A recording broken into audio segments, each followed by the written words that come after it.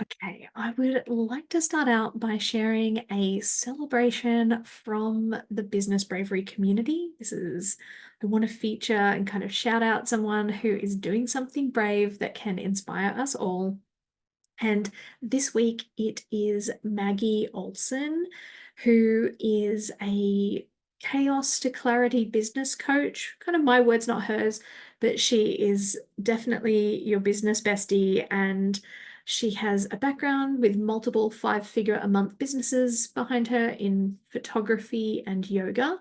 She's also been a guest on the podcast in episode 10. And her brave thing that she's been working on at the time of recording in March is she is working on launching her lead generation mini mind launch. It's her program where she helps people find leads and like find coaching clients by having more conversations. And it's like also connects with human design and yeah, I love Maggie's work. I actually ended up working with her as a client, and we worked through this in one-on-one coaching. So I really just want to, I mean, I love the brave things that she's doing, but I also just want to let you know just how amazing she is and how her process and everything just really helped me to open up my business and sort of attract more leads and get more people into my world and grow my group and all that good stuff. So you can find Maggie at Maggie Lynn Coaching, MaggieLynn, and coaching, all one word, no underscores, at over at Instagram.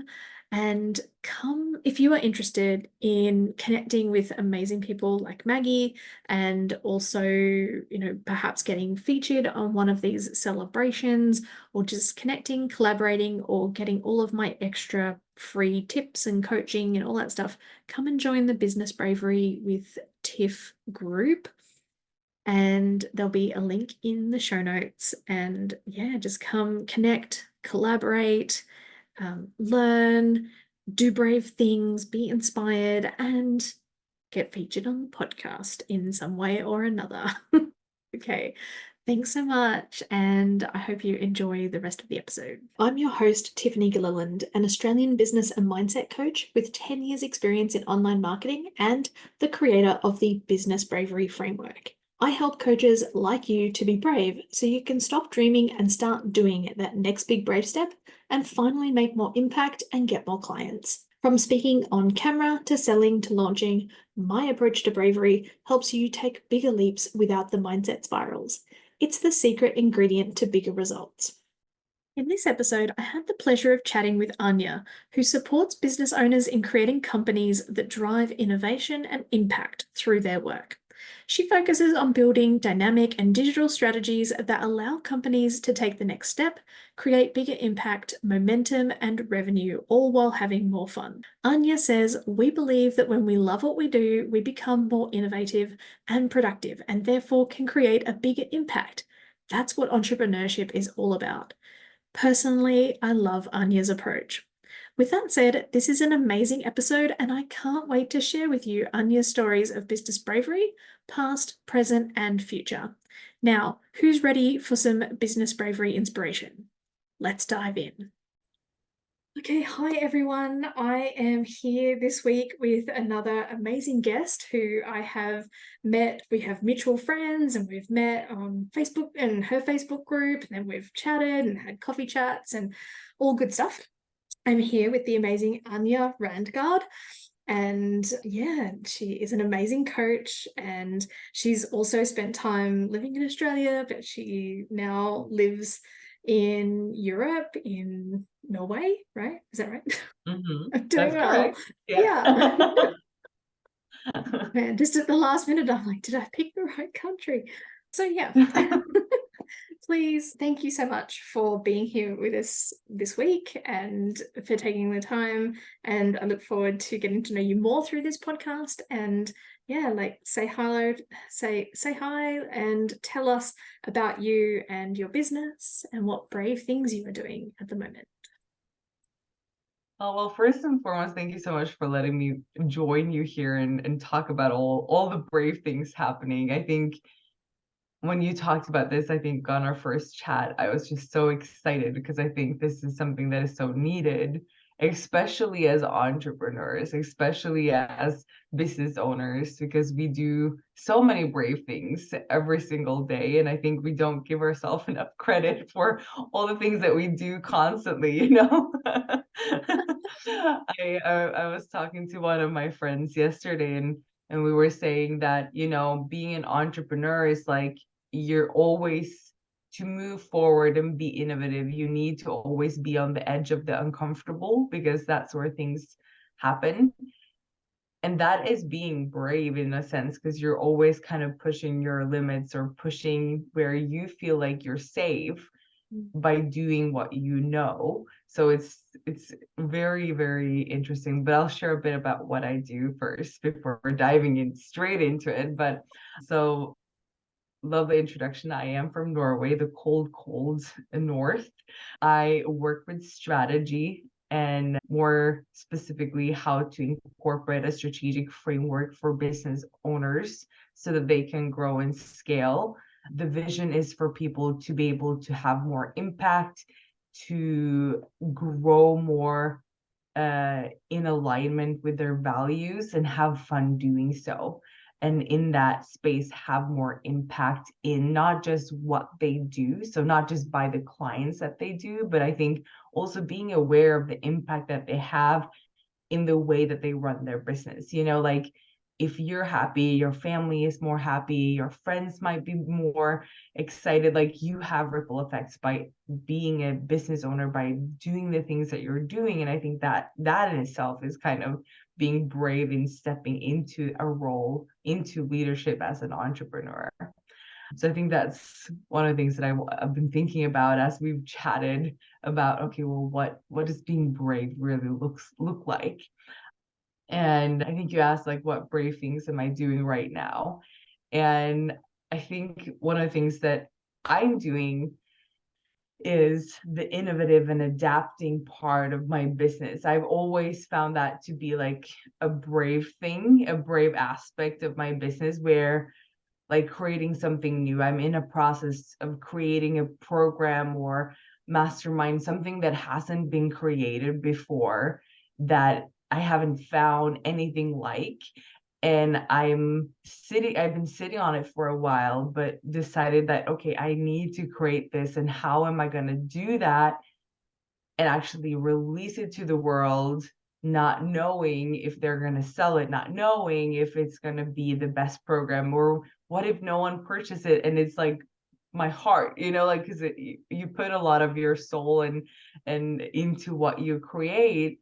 But at the same time, I'm so in the space of like, well, we need things to change in this industry. We need things to adapt, and we need to cultivate. And how do I follow up with that and keep the values intact in that process, So that's currently something I feel like I'm doing that is brave, because it challenges me to, one, how can I continually stick to my values and still innovate within the space of being a bit on the edge, and being in the battlefield, and fighting the fight, and maybe I'll lose and maybe I will win, but I don't know, and trusting that it's going to be fine either way, Oh, wow. And I think Yeah. that, yeah.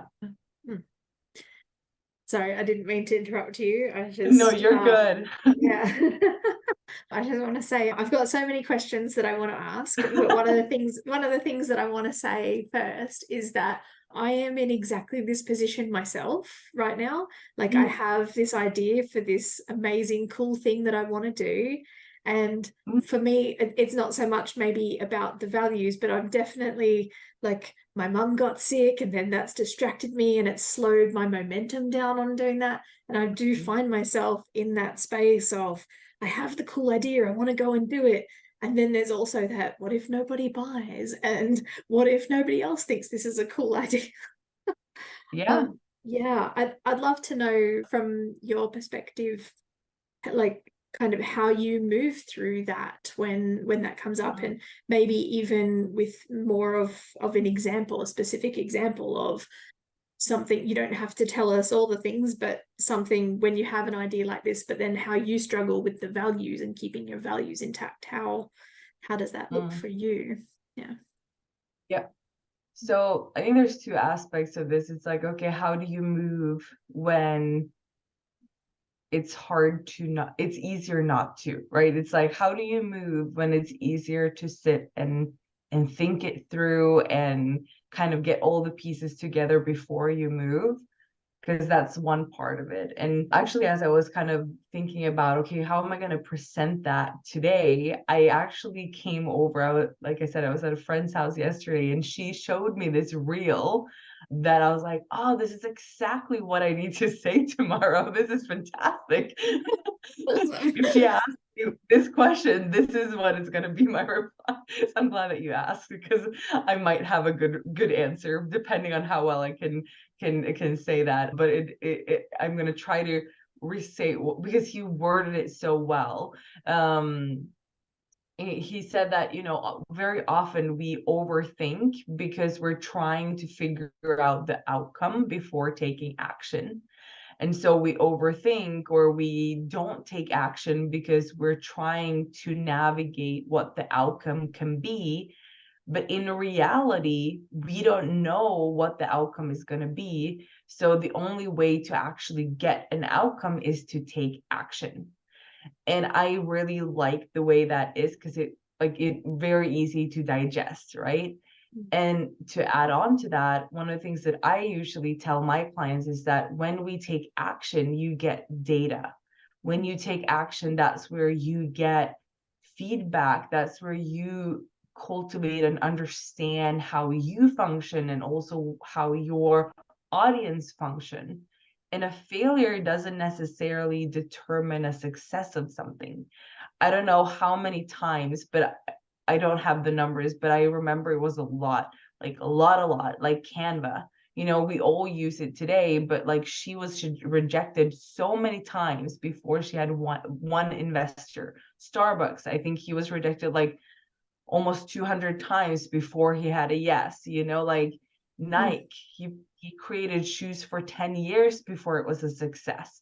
And we try to say like, well, if this one idea doesn't work out, like what are we going to do? Like that's going to be the end of the world to me. And I think that's where we overthink. And if we like try to think more fun on it and think, okay, I'm going to go and I'm going to see and I'm going to test it out. If we have more of a playful thought on it, like I'm going to see how I'm going to see how this fits my market now. I'm going to see how I can see how this is going to be the right fit for where they're at now. And then if it doesn't work, well, great. Then I have some data. I can take back that feedback and I can restructure the program. I can readjust it. I can do it again. No one actually told you that you just have one chance of doing it right. If you told like, could you imagine if we were all self-rolling, like if someone was like, you have one shot of walking, like if you fail that one shot, you are going to be crawling for the rest of your life. That would Oh, be yeah. very silly, right? No, that's it. Just somebody talking to a baby. That's it. You're dead to me. You didn't walk. Yeah. And I think Yeah. we're so hard on ourselves because we put all of this expectation of needing it to work instantaneously for it to Mm. be a success. But to be honest, entrepreneurship is a lot about being brave in terms of how much space can you hold for the uncertainty and how much courage are you and risk are you willing to take in the uncertainty and how are you going to battle through that. And when it comes to the values, that was the second thing you asked about. How do you think about that? I think very often there's two roads to success. Often we can, do a quick, like, okay, if I do this, I know it's going to sell. And maybe that's not quite what you wanted or desired. Or, and then maybe you compromise on some things. And very often I find people compromise on who they want to be or who they are desiring to become in that process to make money now, because now is more important than tomorrow, which I think is like, I understand for some reasons you need to do that in certain situations, that's fine.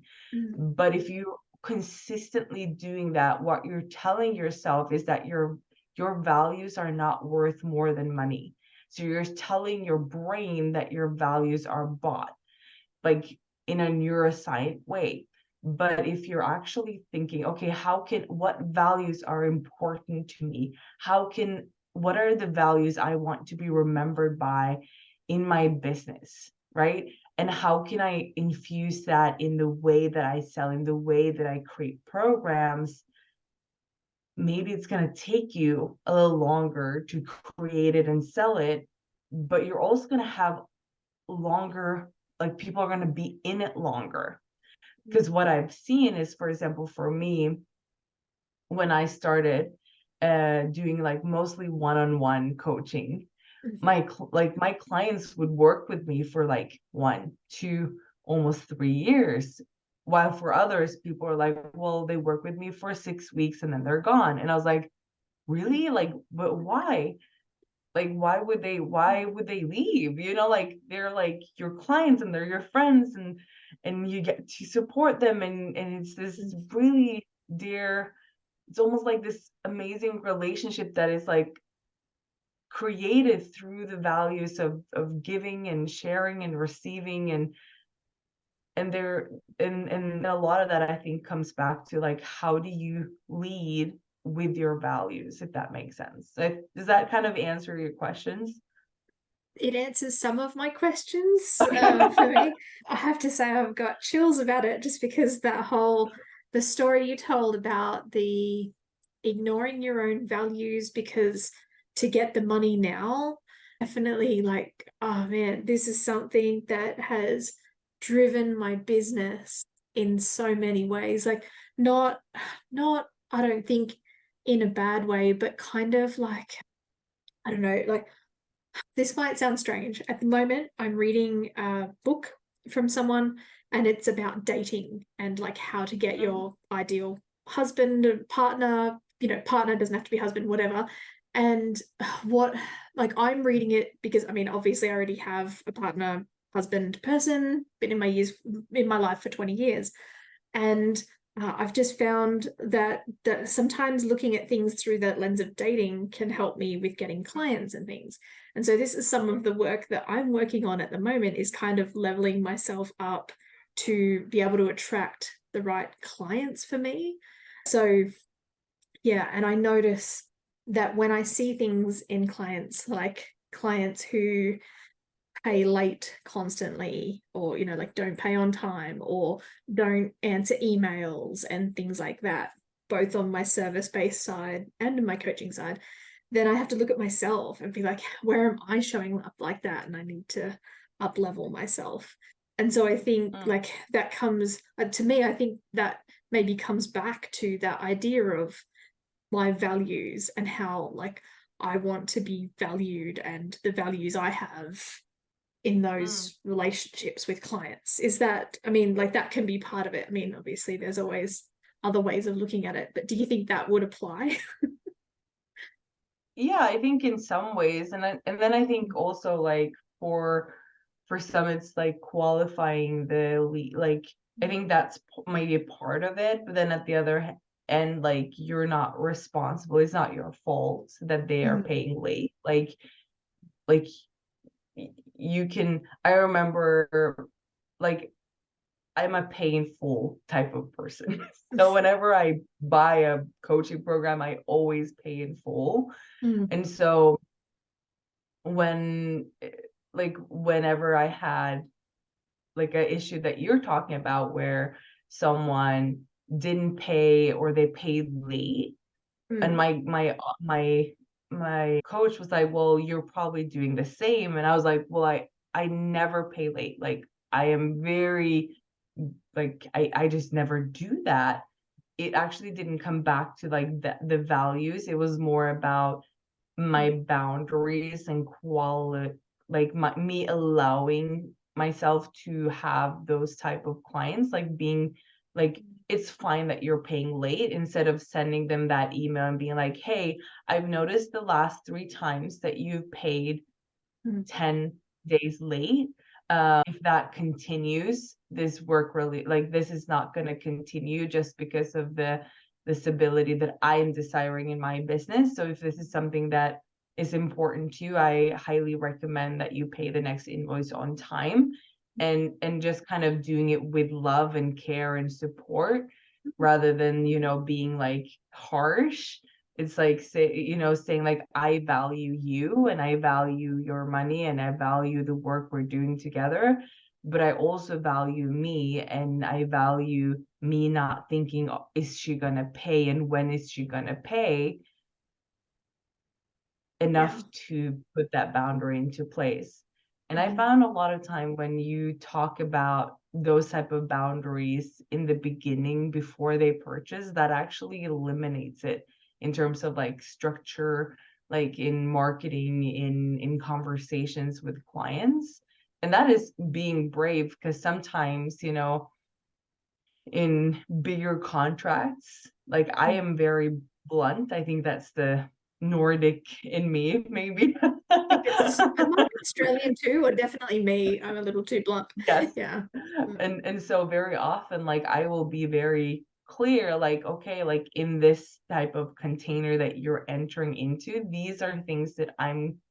I'm very I these are things I expect of you, and this is why. And I always explain why, because for people to just get like, you need to do, without you actually explaining why, you're not showcasing your value. You're just showcasing like what you need. So instead of saying, for example, I want you to show up on time, I want you to pay on time, like different things, you can say, okay, I value your time and I value my time. So in this container, we show up on time. Mm. Money is an important aspect of this workable relationship, both because we're working on you gracing your money awareness and me working, helping you do so. And so therefore, an important part of that is for you to also be in a space of abundance and actually believing and trusting that that's going to happen. A big part of that is paying your bills on time. So how are you going to rewire your brain to do that? And is that something that you do today? Yes, I do that today. Okay, great. So what will happen if that doesn't feel easy in the months to come? How are you going to prioritize that? So Mm. kind of, instead of telling them, incentivize them with the values, because now you're talking about integrity, love, seeing them, like all of these good things that are more about, they feel like, okay, I want to be that person that they're describing, which means that it's a lot easier for them to become that. Mm. Ooh, wow. So powerful. And Yeah. I guess I want to say, like, in my thing, like, I have a whole client agreement that people sign, and it says, like, it does say, here's what could happen if you don't, like, things will be suspended until you get paid and things. But then I have to step up and kind of reinforce that. And yeah, even as you were talking then and giving all of these amazing ideas and ways of talking about it, all of that just fills me with fear to the very bones of, like, my pinky toe, like all the way over my body, is just like having to have that kind of conversation, like, bravery Yeah. stuff I have to do in the future. So Yeah, because you need to, it is a bravery thing, because it's like, okay, I'm gonna scare some people away by telling them that. But I think if people are reading the contract and signing them, they're reading it.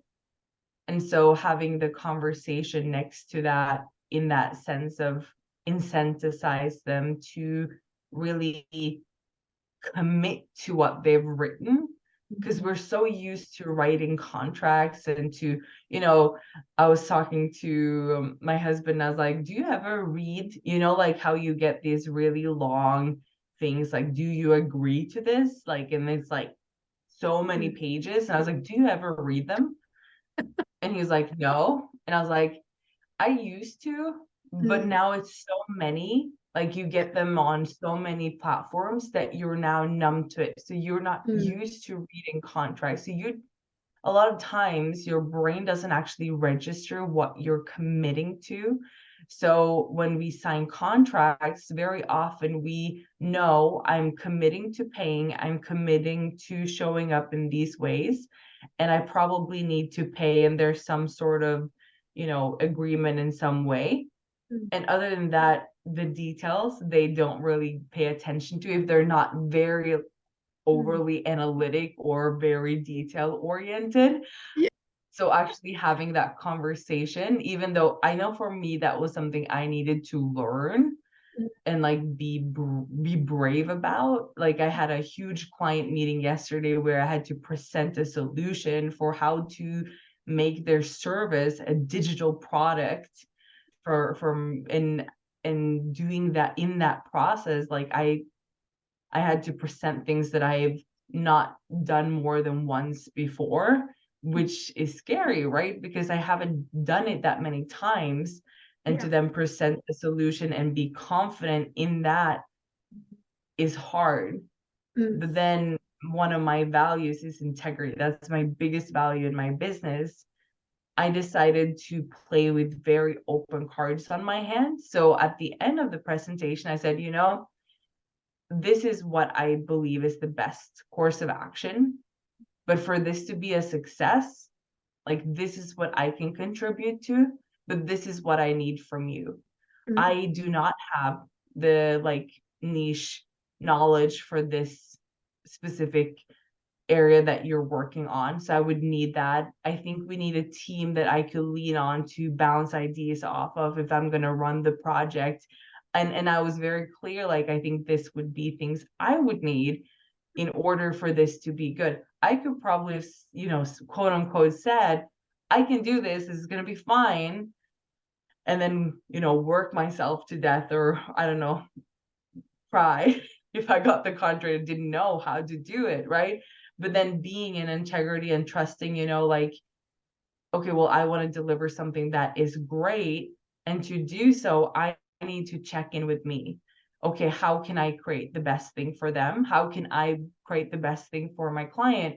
Well, to do that, I need that. So in the sales process, I need to be open about that. And I think that's something we find scary because it also is a point of where we can be rejected. But I'll tell you what happened. So when I said that, my client was like, you know what? I'm so glad that you shared that. What we're gonna do is and she actually shared how that wasn't a problem at all and how she wanted to solve it. So instead of that being something that was negative, she saw it as an opportunity to do something different. And she's gonna now take it to the board of her company, and they're going to maybe do another thing and do a lot of other things that I can't really talk that much about. But really, the end of the story was, I don't still know if I got the job, but at the end of the day, I went out of that client meeting knowing that I didn't oversell myself. I was in integrity. I felt good. I knew that I did a good job, like all of these things that were landing. And I think that is more important, Yeah, absolutely.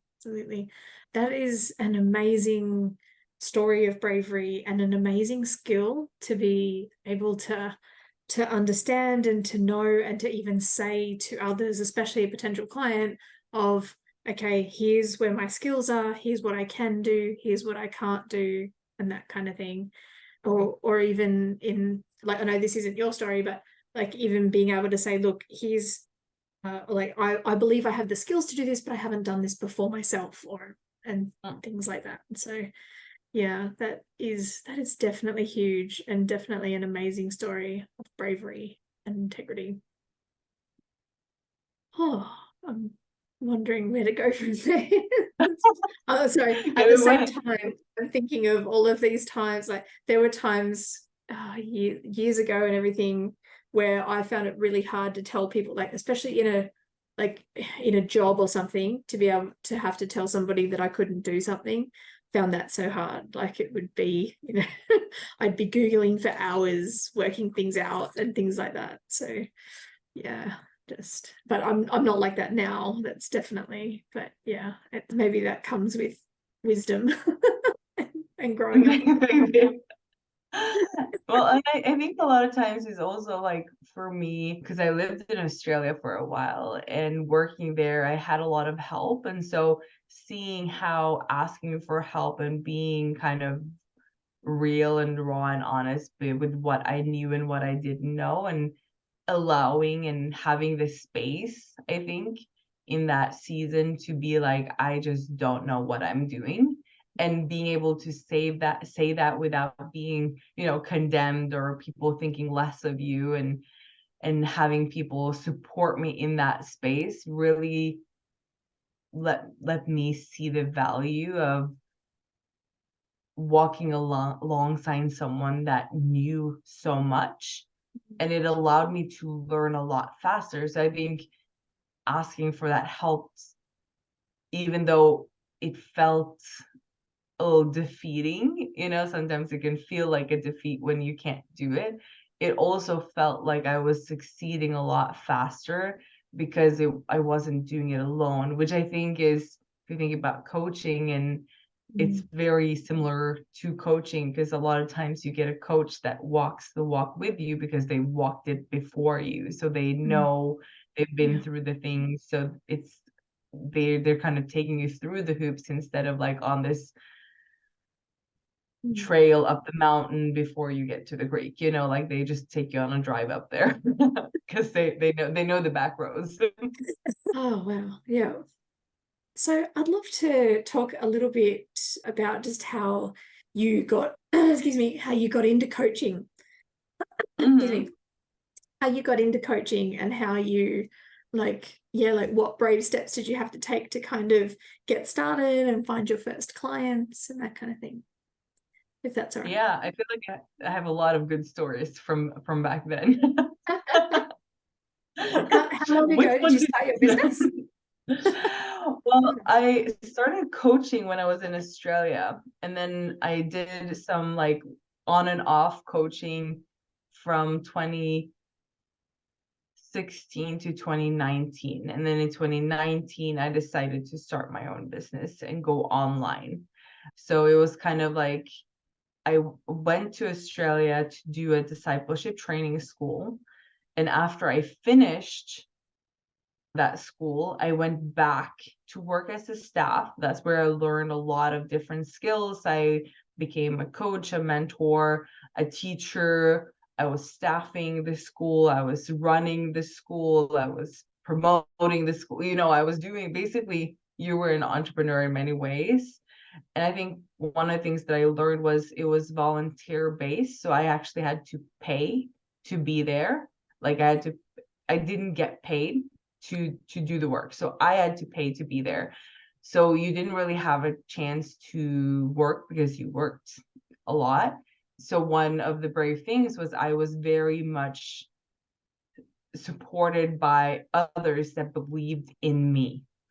So I think that was like a very brave things. Like I left Norway and I was like, I don't know where my money's going to come from, or like I know like I had some sponsors that were very willing to sponsor me, and then it was like I don't know if this is going to last for or be enough for a year, but I'm going to go and I'm just going to see what happens. Like, and looking back I'm like, who does that? That's crazy. But somewhere somehow it worked. I never had a lack of money. It always worked out. Like I always had everything I needed and more. And I think from there I learned a lot of skills, and in both like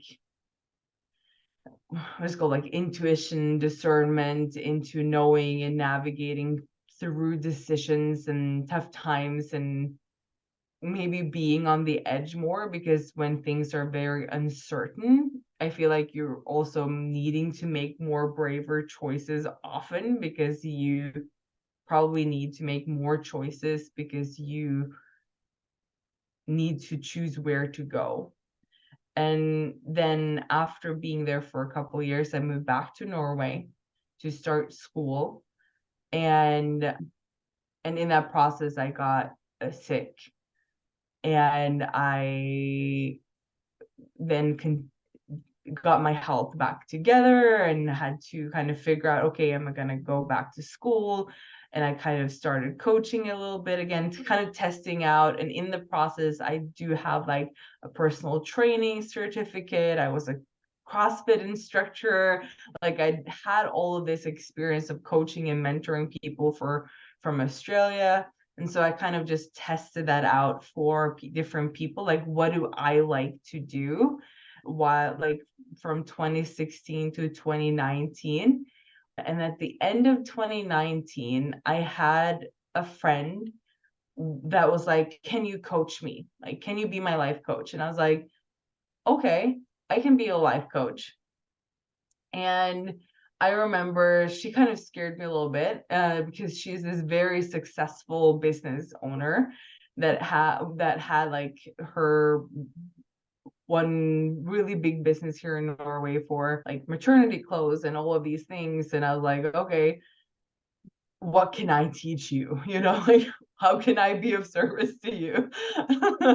Was something that I was, constantly thinking about. And I remember she being like, in the process of our coaching, what I realized, and I think what she realized, was that my strength wasn't necessarily in the personal life coaching scenario, but more in helping people figure out what they want and create it. So in that space, what we did was we figured out that what she was missing was actually she had a passion for something that she hadn't created. And so she built her second business within a month. She had her first big event within the first month of her business with 100 people attending. I was a speaker. It was like super successful. It's running to this day. And now she's built 3 more companies. She's super successful, but that was like her launch pad to that. And I remember she saying, I needed someone to tell me that I could, and I needed someone to help me structure the strategy. And I think maybe you should work more with that. And I was like, do I know strategy? Like my brain was like, is that really, do I know that? Like, because I think a big part of strategy for me comes very naturally. And so I had to take a step back and be like, okay, so strategy is this. Okay, like I can see how that's very easy for me, like something that I can pick up and do very without, having to spend a lot of hours understanding. And so in my studies, that's what I focus on, learning strategies. And in that process, I focused my coaching on strategies. And I think the biggest thing was trusting in myself in that process, and believing in that skill set was a huge thing. And then in 2020, when I decided like, okay, there's this online space that I can make this happen on, which is great, by the way, because you can meet amazing people that live very far away. I remember, okay, so I know my skills work. I had a lot of test clients. I'd refine like what I wanted to do. I spent quite a lot of time kind of refining that. I bought my first coaching program, and they were like, okay, this is what you need to do. And I was like, okay, I'm just going to do it. And I booked 50 sales calls in 1 week. I was like, I'm going to do it. I'm going to be the best testimonials. And I had sorry, how did you book 50 sales calls in 1 week? Hang on, can I ask? In a month. I booked in a 50 month. in a month. Okay. No, it was basically her strategy was a lot of marketing and a lot of cold outreach. Okay, yeah. I would never suggest you doing that today, but that was the strategy. And so I had 50 sales calls within the first month booked. I had 50 no's, right? Everyone said no to my program. And I was devastated. I was like, I've spent all this time, people in Norway are buying, like, why is this not working online? Like, what the heck is wrong? You know? And I think that was where the trust and the belief had to kick in. And I remember talking to my husband, probably crying a little bit, you know, being a bit like, why isn't this working for me? I see all these people that's making money, that are living these lives, and why am I not one of them? And why is this not working? Why I'm doing everything, you know? And I think we can Yeah. all relate to that. I'm doing everything. Why is it not working? Yeah. And I think for me, it wasn't working because I was put in a framework that didn't fit me. I Okay. wasn't able to function as who I was. Like I Mm, was put in a place where I needed to do things a certain way. So I yeah. changed up the game. Mm, I was like, okay, I'm gonna take a little bit of what she's teaching and I'm gonna merge it with what I believe is true for me and my values. yeah. And my next sales call, I had my first sale. And Mm, from there on, I build my business to six figures within the first year. So like I think a lot of that is like being brave about being true to who you are and challenge the, maybe not the cookie cutter strategy, but like yeah. if you're just being told to do something and not told how to customize it to you, Yeah. there's something that's not right, because you can't just copy someone else's strategy and think that it's going to give you instant success, Yeah. because there's a lot of layers to how to build success. Mm, And so I think that's something that has stuck with me for a long time, when I was like, well, okay, so I needed to have those almost 50 sales calls before I had that one sale. But that one sale felt so good because I mm, didn't have a script. I didn't have, like I was feeling like I was selling mm, something that I was excited about without it being overwhelming, without following all these rules. I was feeling free in that process. So it felt liberating, yeah. right? Yeah. Oh my gosh, yeah. I have a similar experience. Like I hired a coach, a one-on-one coach to help me with my first launch many Hmm. years ago, back 2017 or 2018 or something. And yeah, like I spent thousands of dollars on this coach and we went through this thing and just her approach just didn't fit me. It was like putting on clothes that didn't quite fit. And so then I showed up Yeah, in the launch going, because like part of it was you can't teach people, like, we've got to help them make a decision and all that stuff, which I understand on one level, but I wanted to be different and she didn't want yeah. me to be different. And Mm, yeah, and I typically I did not make any money that first launch, but I got to run through it. I learned these things. Then I found my groove, like that's how I call it. It's like finding your own groove. And then yeah. the next one, that's when I made 5 figures on my launch. So yeah, like Mm. yeah, just And I I think, 100% agree with that. Just that, and that's like what I like to do with my clients too, is like help them find their own groove. It's like here's the framework, here's these tools, but here's how we can tailor it to you and your personality. And yeah, I think that's yeah, where people get the most success and the best results. And you get to be yourself, right? And really show up with that yeah, passion. Yeah. Mm. yes. And I think that's where we're missing, I think that's a big part of like my heart for especially the online industry. Like we're seeing a lot of similar things coming from Mm. similar coaches. Like people are doing very similar things, and I'm like, well, if we're all going to just replicate what others are doing, it's not going to be fun anymore. Like Yeah. we need people to show up as themselves. Like if you want to create real impact, which is probably why you started your own business, Mm. you wanted something different. Because if Yeah. you didn't want something different, you would probably just get a job, Yeah. right? Like if you wanted to just earn money and be free, you could get a job and relax and work 8 to 4 and be satisfied by that.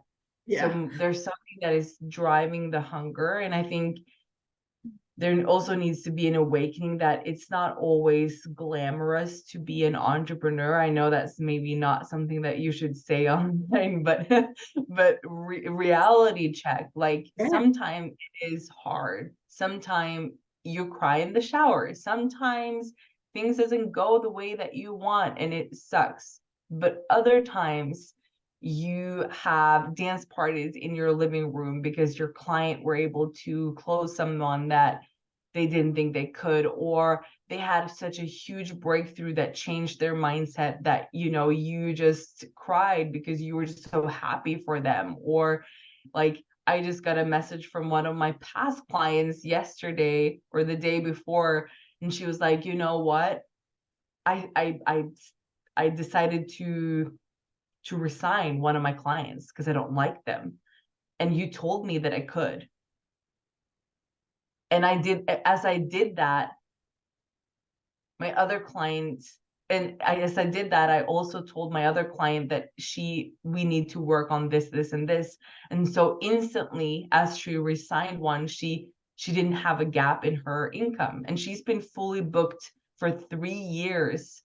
Like we worked together for 2.5, and she's been fully booked since we worked together, which is insane. And like, just in using simple concepts of like, how do you, like, the value driven, how do you work, how do you value yourself? And I think Mm. that is being brave. And when you step into that, that's where you make the biggest impact, Mm. you know. Yeah. And I think that's where you also allow yourself that creative space, because I think when we combine creativity with skills and knowledge, and with our, we kind of get this fireworks of fun things happening. And then if you push it a little further and you say, okay, well, if you put it on the edge, you know, being brave and all, being in that uncomfortable space, that's where magic is created, because that's where the innovation happened. That's where new things are created that you didn't even dream about yet, because there are things out there that is not yet discovered and that we're meant to discover, Oof. you know. And Yeah. that's exciting. Absolutely, absolutely. That's the space where we can discover things that we're meant to discover. Oh, I love that. Mm. Oh, yeah, so powerful. Oh, wow. Ah. Okay, so again, I have so many questions that I want to ask. So, all right, actually, I'm going to ask this one question. So, Yeah. you worked with that coach and there was a strategy that didn't fit you, and then you found a strategy that worked for you. Like what were the differences between, like, you don't have to give away your awesome strategy if you don't Mm. want to, but like what were the differences for you? Like what did finding, like who were you in that new strategy that you found for yourself? Like how does that make sense the way I asked it? Yeah. So I think for me, the biggest thing is I don't like to be put in a box. I think that's a huge thing. Like I like to be able, because a lot of times when people think about people that work with strategy, we think about like strict consultants that, you know, are having very heavy frameworks that they try to push your business into. And even though that can be very helpful, what I found that it's only helpful if you do that within creativity, if you're going to expand and create a very profitable and fun and exciting and impactful business.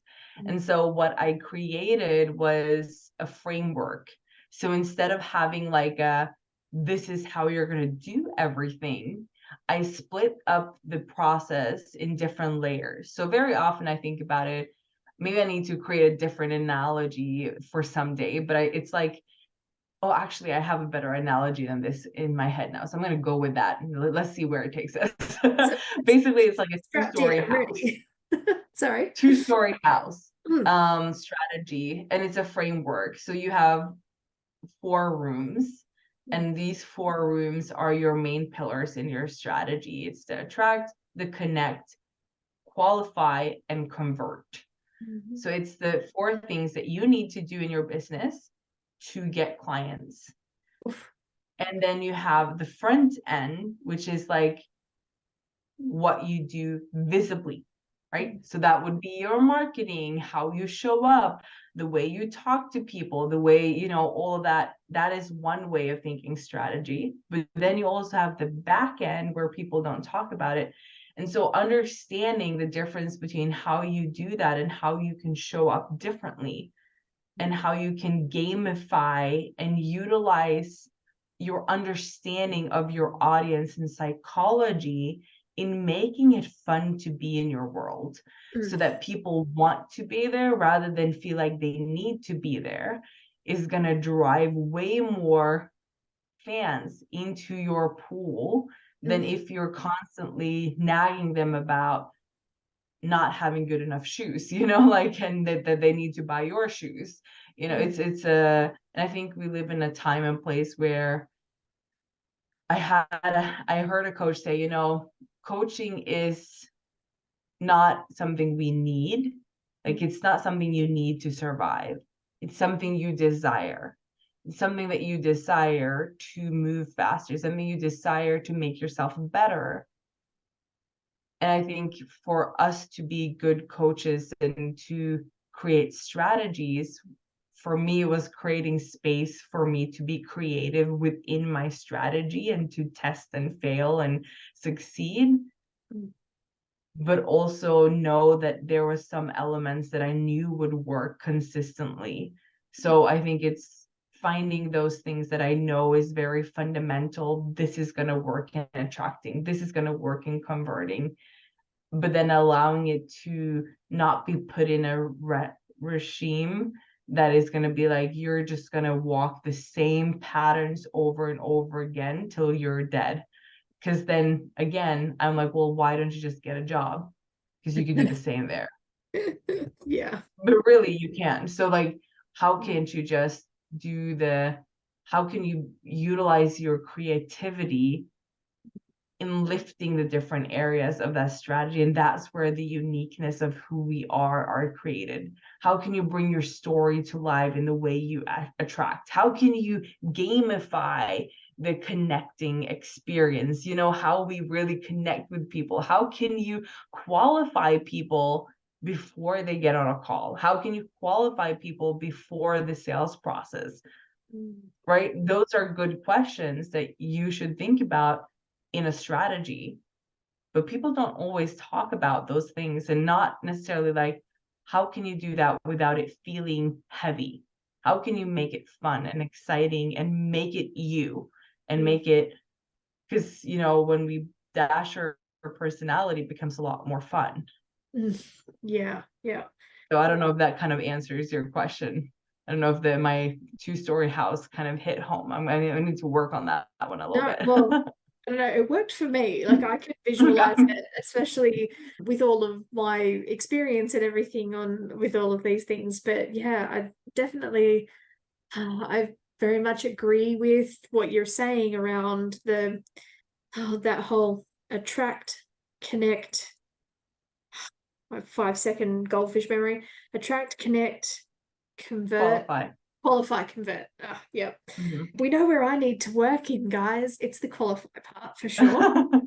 And I'm just very interested to hear you talk about how like we have to find out these things and and find ways to make it fun, but also find ways to keep creative and keep the variety.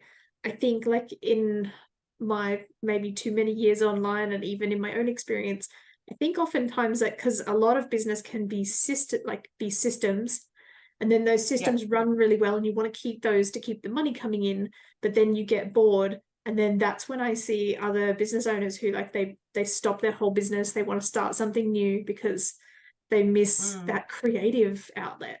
So I think it's really Yeah. fascinating and interesting what you're saying about adding in that creativity through what you're doing. And Mm. yeah, like that's something that I've applied in other areas of my life, that having that sense of variety. But I definitely Yeah. I don't know as much in my business. I mean, in the beginning I was pivoting every 3 months, because if the strategy didn't work in the first 3 months, then I must have been wrong and I need a new strategy. And yeah, now I've stuck with strategies longer, but that variety element. Oh, things for me to I'm writing notes, guys. I'm writing notes. Yeah, and I think so often, like, sometimes it's not necessarily that a strategy is not functional, it's that maybe it's not functional for you. And what I found is for for my framework, the main reason why I built it was what you just said. Like, people have put things into a system that is not scalable. So they build something out that is, and they're stuck and they can't do anything about it. But to be honest, you can always do something about it. You just need someone to come in and show you how. And you need someone to come in and kind of give you ideas on how you can pivot from there. And it might take, if you've created a full-on system, it might take a bigger, like, it needs a bit of a heavier lift in the beginning.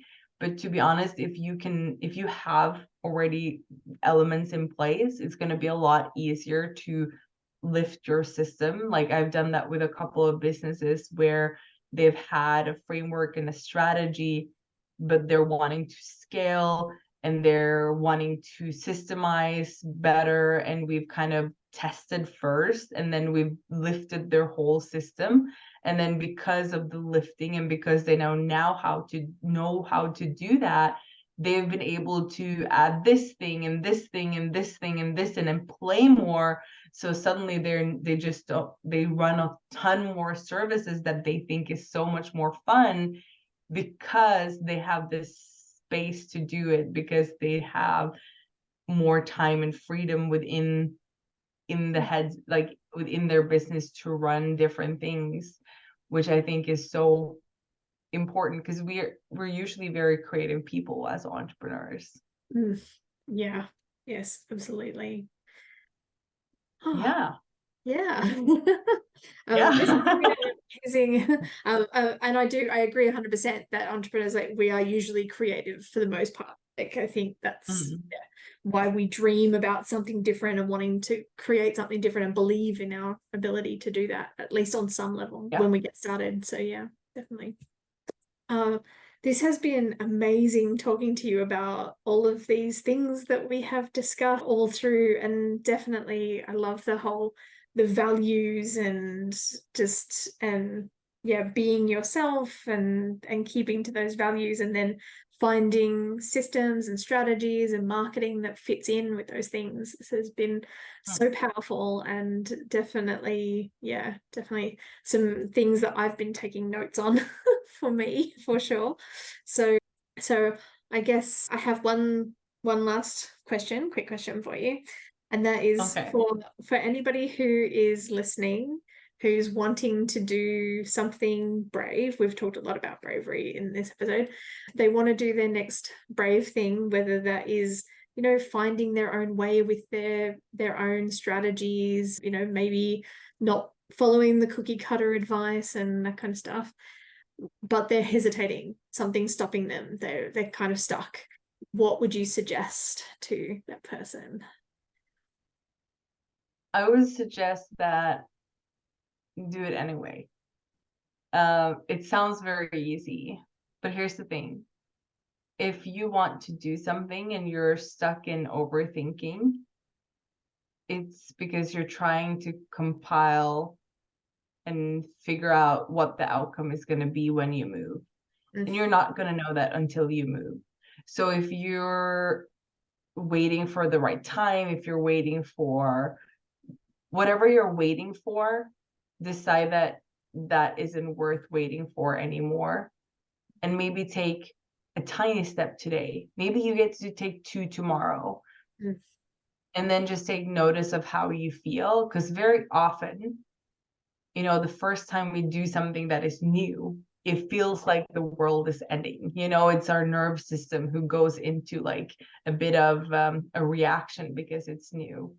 And so instead of thinking like, okay, this is me dying, think about this is me getting excited for something new. So switching your brain from because maybe saying, okay, this is basically what I do. I'm going to share this. I'm going to be very personal with you. So basically, whenever I do something new Mm, and I feel scared, shitless, sorry for the language, right? And I know that I need to do it and I don't know if I want to, I decide. So I just decide. I don't think about it. I'm like, I'm going to do this. mm, And then I set a time and a day for when I'm going to do it. And mm, I don't make it like I'm going to do it in 6 months and 3 days. I'm like within the next 2 days, I mm, set the day. And then I might, depending on what it is. So, for example, if it's holding a presentation or if it's doing something big shift in my business, I might do a dance party because that rushes endorphins. I might do superwoman pose, like stand for 5 minutes. That actually helps you perform better if you're going to perform, and basically figure out something that makes you feel good before doing it. And you're still going to feel that feeling, but then think about that feeling as, okay, thank you for telling me that this is uncomfortable, because then I know that this is going to be very exciting to test out. And then after you've done it, because this is the important part, because mm, now you've recognized the feeling, you've kind of pumped yourself up to doing it. Then after you've done it, recognize it as, okay, was it scary? mm, Yeah, it was a bit scary. Yeah, I can acknowledge that. Did I die? No, I did not die. Still alive, still feel my pulse, still heart pumping. 3, do I feel better afterwards? I feel so good. I feel proud of myself. I did this. And give yourself credit for actually showing up and doing it. If that's you doing a tiny step or a big step, it doesn't matter, because what you're teaching yourself is that brave things, or those small things that are actually really scary, mm, is okay to do. mm. That's what I do. Yeah. Oh, Yeah. yeah. Oh, I love that. And yeah, so much of that lines up with a lot of like my business bravery framework and that kind of thing. Yeah. Yeah. That's awesome. Absolutely. But yeah, it's so interesting sometimes, like my brain, it's like, I know I'm gonna feel good after I get this done, but sometimes like I still get stuck and it's just like, no, I don't want to do it. Like it's just this toddler tantrum in my brain. But yeah, I work through Yeah. it.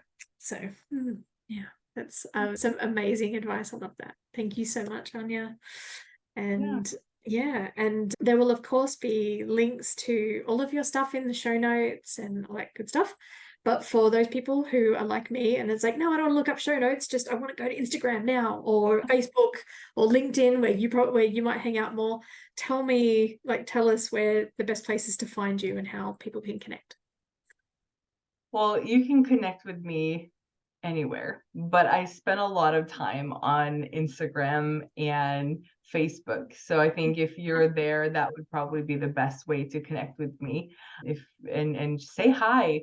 Tell me what brave things you're up to. Tell me how you're doing. I love to connect with people and get to know where they are in their business and just have a chat. Like I love that connection. So don't be scared. I would love to actually have a conversation with you. So feel free to reach out and just chat. If you have any questions about what we talked about today, if you're like, that's me, I can relate, we can chat about that too. And I would absolutely love to chat with you. Oh, that is amazing. And also Anja has an amazing Facebook group that is part of how I met her at the beginning, from a recommendation from a friend and that kind of thing. So Yeah. yeah, definitely go and check that out. I've been struggling to find time for the Facebook as well as the Instagram, and don't even talk to me about LinkedIn. Like it's just so yeah, I need to get back on that horse and get more on the Facebook side of things. So yeah, all good. Mhm. All right. Well, thank Thank you for having me. It was Yeah, really fun talking to you. yeah, I hope so. And we had all these plans of what we were going to talk about, and then we went completely off the rails. So I hope that's okay. That was perfectly I, fine. I enjoyed it. Like I've been taking notes, so we're all good. All right. Thanks so much. Thanks for listening to the Business Bravery podcast. Has this episode inspired you to do something brave? Even if it's only send a difficult email, please share it with me on Instagram or other social media channels. Feel free to tag me at Tiffany G Studios. That's TIFFANY. G for golf, STUDIOS, no spaces, no underscores, etc. Or you can use the hashtag Business Bravery Podcast so that I can cheer you on, and together we can inspire other coaches and course creators to do brave things in their business and life. Now, I'm Tiffany, and I'll leave you with this one last thing. What's one brave thing you're going to do today? It doesn't have to be big. Even the smallest steps can create the most massive results. So again, feel free to share it with me either publicly or privately so that I can cheer you on. That's it from me. Until next time, bye for now.